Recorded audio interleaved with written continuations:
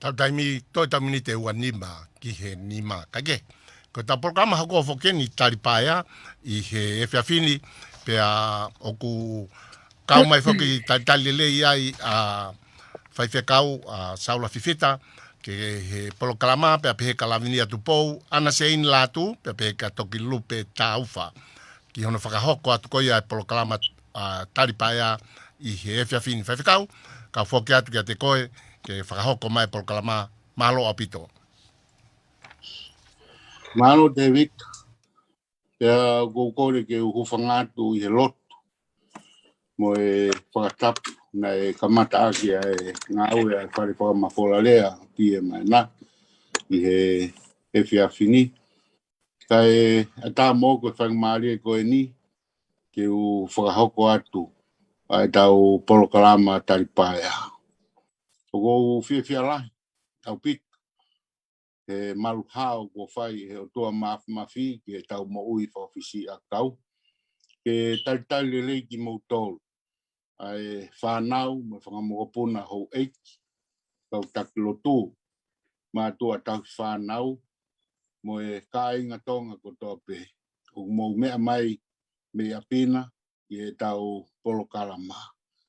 He whoka e whiawhia ke to e talitali lei ai ongo whae ongo whiwhine tau whanau koeni ko nā tokoni mai ki e tau ngā ue ke mau whakahoko atu ai polokalama koeni he ongo tōnaki ko mariu atu pea pehe whoki ki he whiawhini lawinia pea pehe whoki ki a ana.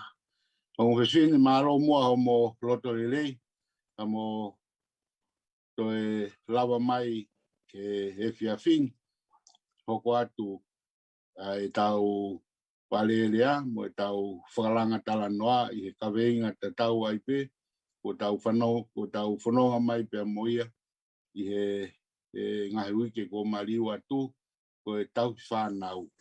Ka I he whiawhini te tau sio ki he tawhaki koeni ko e whaunga mo e wakai ki he tau tea o e whanau ta e kauai ai tā.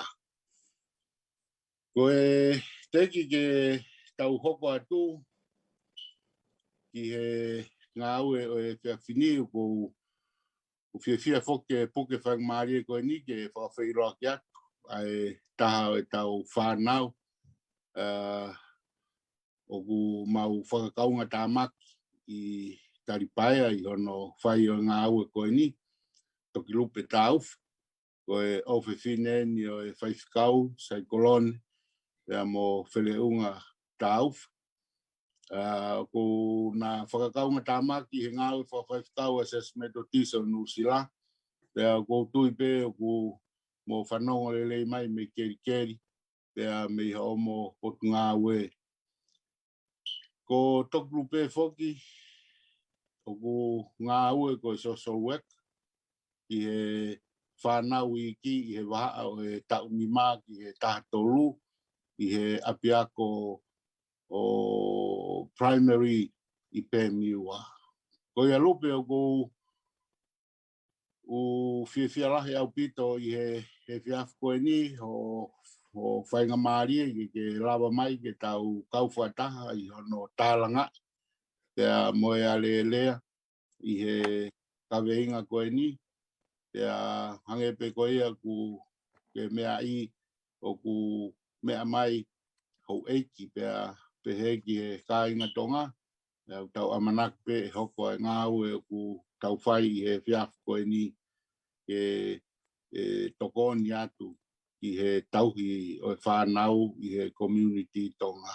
Koe a ko tukat kia te koe e whangmaari e koe ni ke whai mai haki whamatala o kau ki he ngā ue o ku ke whakaunga tāmaki ai. Pea te tau toki hoko atu ai pe e tau lawe I he tau kaweinga ki he whiawhini ko e kaweinga lahi ko e tau whanau pea ko e kaweinga si ko e whaunga mo e wakai ki he tau tea o e whanau tai kauai ai tā. Malo. Lobe? Malo whai whikau ma u whainga malie. Ai aku lawe whai whekau ko kuingoa ko toki lupe tauwha, pe ko ngawe ki he api ako e ua i pēmiua, ai ako e whanau ako tau nima ki he tau tolu. Ko whemau peke ilo, ki nga tō kau mai ke tau polo kalama that I'm not an expert. Ikai ko hataha ilo au he ngawe whaka social worker, pea oku ikai ke o mau ai ilo loto ki he tauhi whanau. Ka ihe eku role ko e social worker, ko eku view is that ko mātua tauhi whanau oku nau mau ai ilo mo e tau keiange ki he nau whanau. So parents are the experts of their lives and their children. Ko ku ngā lewa ke support ai parents, ke ngawe aki ai lele o ku nau lolotonga mau ke tauhi aki a nau whanau. So my job is to ensure parents have the tools to do what makes sense for their children. Ko whemau peke safe e tau talanoa he ahoni. So ko talanoa atu au me he tuunga koe whanau kei nofo i he malu e ko ngō mātua. And there's no perfect family. There's no perfect person. O ku keke aha family pe ko hatoko taha o ku hauhaua i he tauhi whanau. Ka i he experience koe whanau pe mo e social worker. It's about learning for everyone, learning for parents and children. Ko tau mua e ngā we, ko e tokoni e whanau ako mo e nau family ki he holoki ai ngahi u whaingata ia anga o ku nau whetau laki mo ia tau te whito ki he whaingata ia anga o ku ta ofi whanau me he ako. Koe ua, koe develop ai u pathways ki he safety o whanau. Aia o i he ku ngawe ko ngawe mo e kau tauhi whanau ke tala noa I pe koe toe whakakaukau ki ha u whaunga tauhi whanau o ku toi leleange. Aia o kau ki ai an tautea pe koe tā e whanau. Koe taha nia e lia o ku tau ke ngawe ki ai I Nusila I he community tonga, but moi u matakali kehepe. I Nusilani o ku iai ai lao o ku tā ofi ai whanau ai tā e whanau. Pena e whakotuu ia he wafe mawhitu, koe uhi koe lahi e lawea ai whanau he tōtua o ngawe aki ai tā koe tautea.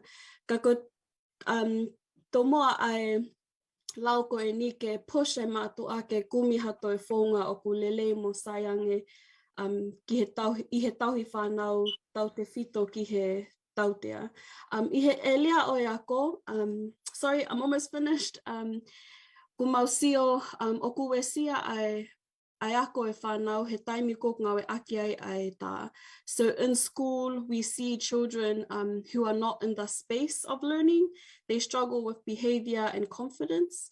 Ka ki au ia koe tonga au, mo e social workers toko lahi o koe tonga, o ku mau understand pe o ku kaike tā ai mātua ai nau whanau noa ia pe ko hata pe ke lawea I their kids. But this is some of the outcomes we see is in the behavior and the confidence. Ka ko ilo pe ku lahi e tala noa ai mea koe ni he community Tongan.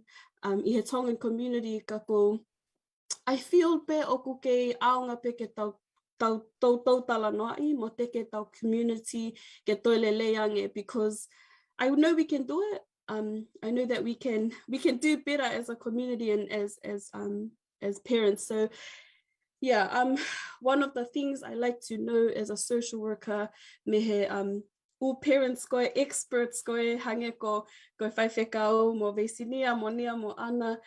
What works for you in parenting? Koe hae u whaunga o ku aunga ka koe I he tauhi whanau.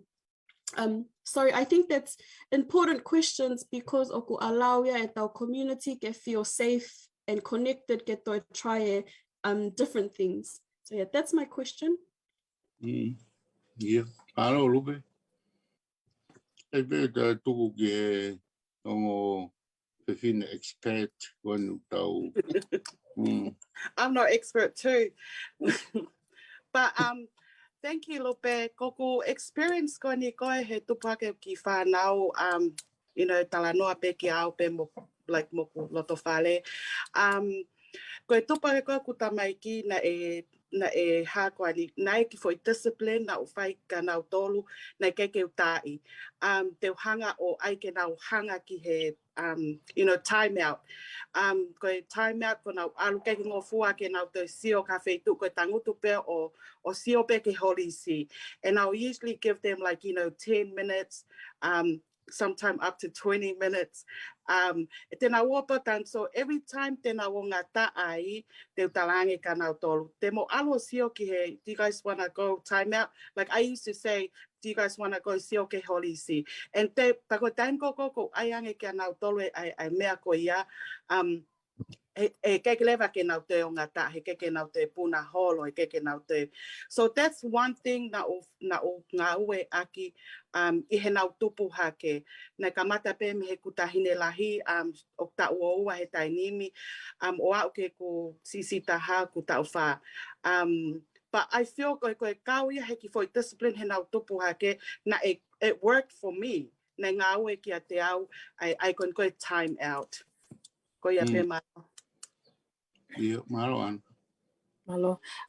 Sai malo fa malo ke fai whekau e mau whenga mairi e kai pehe whoka lupe I he o me ai whehu I koe ni or this question. But like you said, Lupe, I think this is something that's very important for us as parents, as a community to keep talking about in ways that we can better ourselves as parents and the upbringing of our children.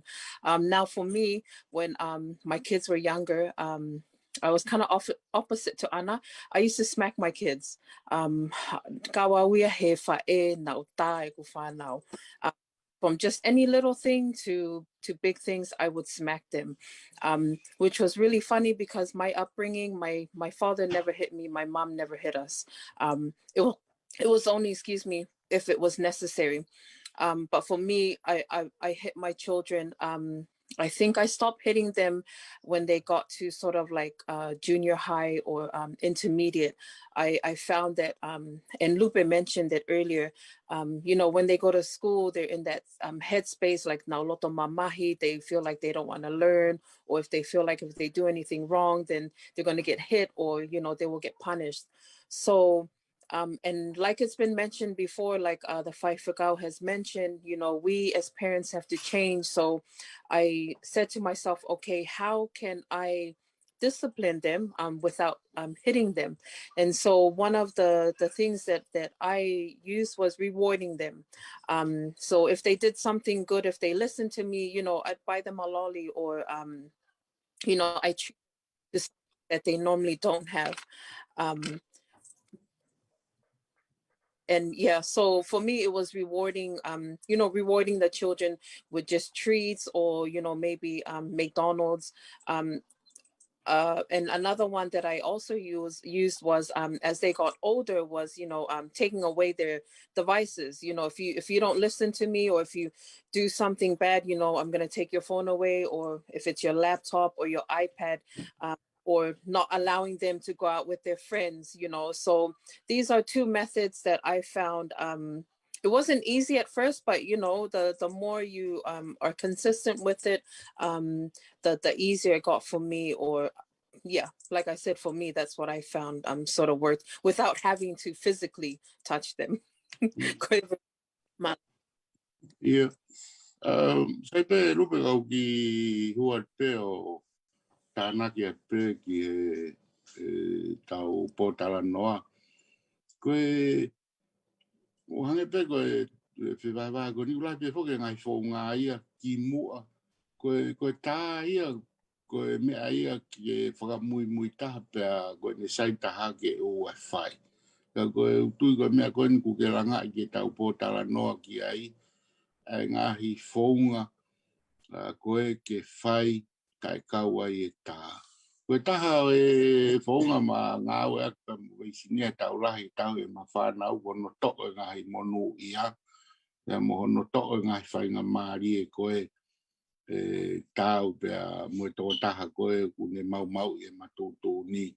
Hange koe ni koe lunch. Koe toko se ni tia pe kai ke toi ngahi ane lunch anai. Pea pehe peke ngahi whainga maari e kehe pe.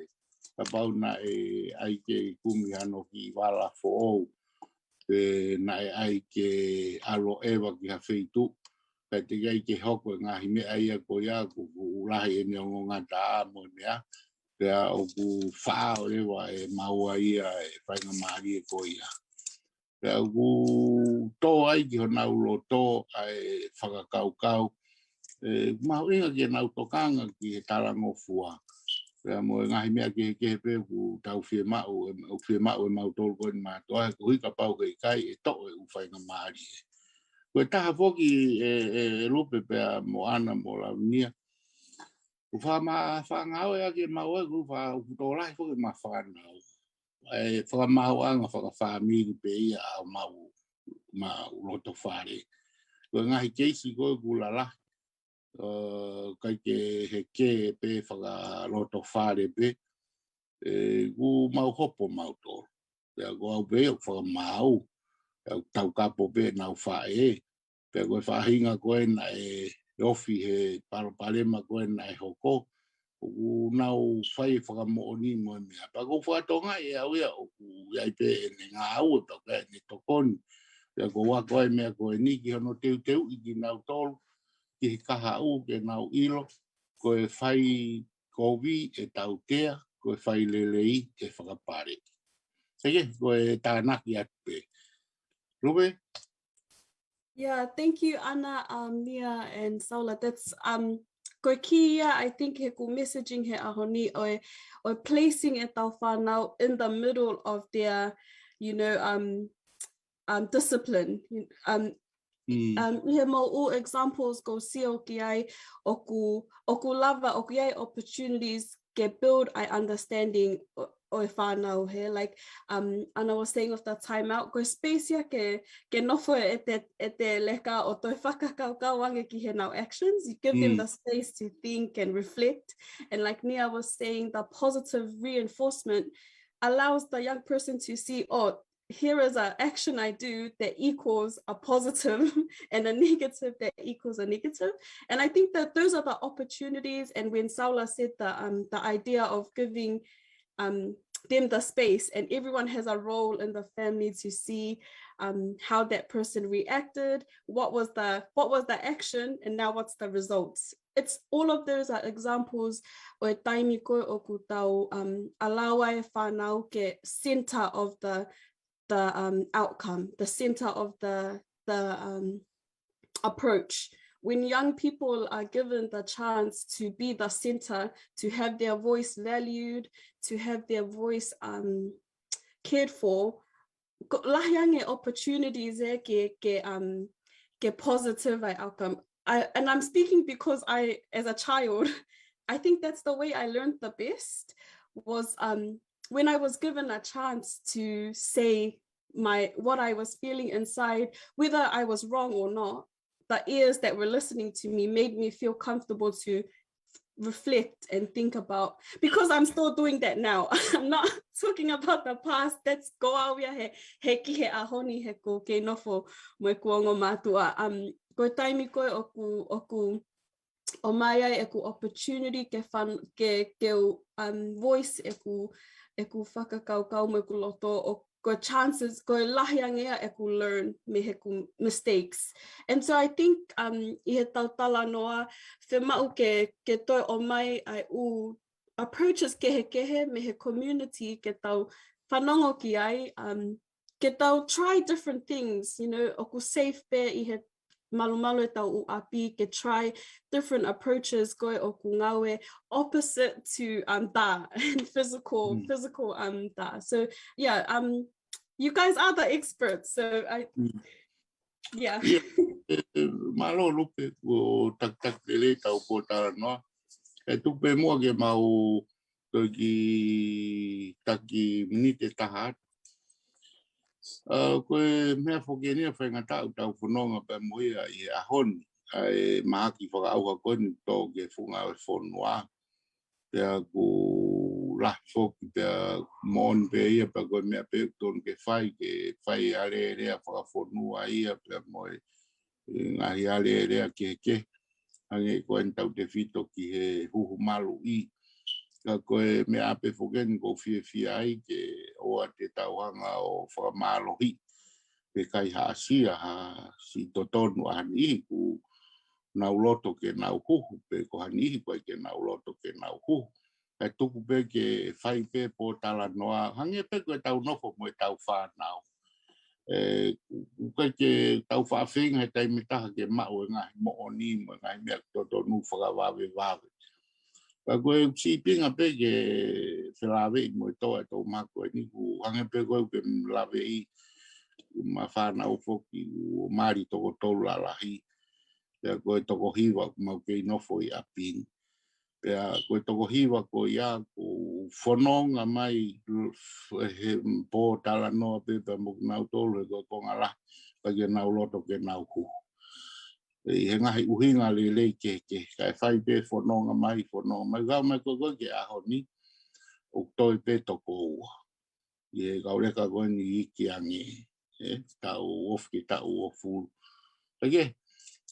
Ko whanonga e ahoni ku pehe e tō taha e ongo tamai ke whini koe ni sespea mo Julie. Te nāo hu e moni te. Ta e whakamālohi. Koe mea peu whai koe pōpō lawe pe mo e tupe ke te pire me ta whakoe mea ka tuk tak ta whai pe me whi. E kega koe uhi koe tau taimi. Pau kia ha tānak mai e ana pe mo nia. Pea tuk mai pe taki hafe minute pe pea toki whaas mai lupe pe tau lau. Yeah, I'll just quickly, I think I just wanted to touch quickly on something that Lupe mentioned. And I think one of the key words is safe, or our children feeling safe. You know, as a parent, and or me, you know, I was a child. I still am, how I found out, you know, to my parents. And so when we grow up, you know, we put our trust and our faith in our parents. And one thing I learned is that, you know, we can't abuse that trust, or we don't want them to feel unsafe. That's one thing, for them to feel safe. And when they do feel safe, then I think that's when they're able to share their ideas. And like Lupe said, they can, you know, they can come and talk to you about anything without you turning around and smacking them, or, you know, but if anything, just, you know, listening and sharing with each other, you know, ideas and how to move forward. And like the Faifekau said about, you know, the vaccine, you know, it's just, it's about talking to your children and being able to open up to them, and them being able to open up to you, and just communicating and talking. I think that's the key thing here is, but the key thing is, you know, obviously your children to be safe. Yeah. Go ahead. Okay. Ana o tānak mai. No, I'm all right. Nia Puni said it. Ia, lupe, ate ki whangmari po aus ko ni kia koe ke tuk mai koe tau taimi, koe pe tau muni te ta. Pea kua maa popo te tau mea, ka tau whokiak tatpai. Yeah, I think a key message back of Femau I kau whanonga mai ki he polo kalama is safety. To allow your kids to feel safe, to be themselves, to have their thoughts, and build that environment of safety. And I think the second is that I'm very proud of our Tongan parents. Oku lahi au pitoange ai lelei oku hau mea tau community I hatoi mea ilonga pehe taimi koe ni a COVID. So yeah, very proud of you all. Thank you. Ia, malo. Ia, puke pe whangmari koe ni ke whamaloa. Ia, mutolu koe nila mai me talipai tau ngā uhe pia ni whamalo ke on whae koe ni kia ana pe mo lawinia.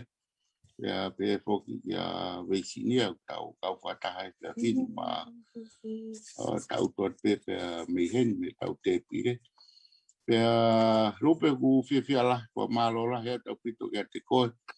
Koe tokon lahi ku ke whai he whia whini. Pea ku tui pe I ka au e toi ai ngai whaing maari a muiang ke hoko atu e pōtala noa malo. Teika?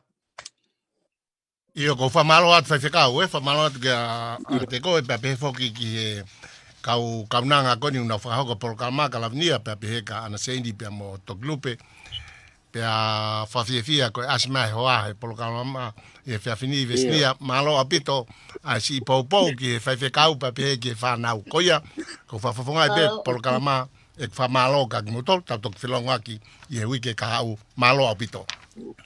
Malo te wika. Malo apito. Koi.